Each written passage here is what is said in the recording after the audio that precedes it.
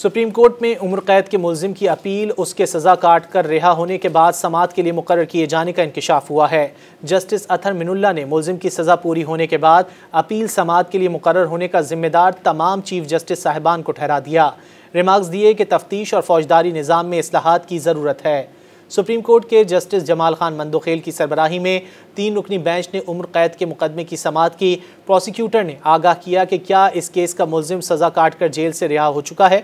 Justice Jamal Khan Mandokhel ने remarks दिए 2017 में मुलजिम ने सज़ा के खिलाफ जेल में पटिशन दायर की थी। जस्टिस अतहर मिनुल्लाह ने रिमार्क्स दिए अपील समाअत के लिए मुकर्रर ना होने पर 2017 से अब तक तमाम चीफ जस्टिस साहिबान जिम्मेदार हैं। सुप्रीम कोर्ट भी इंतज़ामी तौर पर अपील मुकर्रर ना होने का जिम्मेदार है।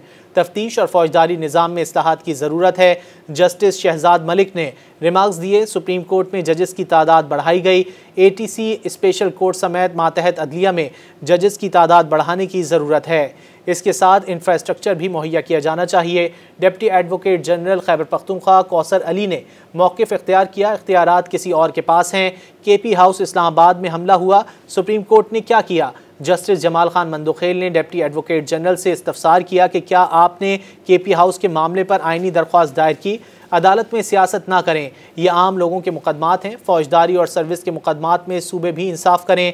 अदालत ने मुलजिम के उम्र कैद की सज़ा पूरी करके जेल से रिहा होने पर मुकदमा निपटा दिया। मुलजिम उस्मान को 2007 में शेखुपुरा में एक शख्स के कत्ल पर उम्र कैद सज़ा हुई थी। मज़ीद न्यूज़ अपडेट्स और डिजिटल स्टोरीज के लिए सब्सक्राइब करें डॉन न्यूज़ पाकिस्तान।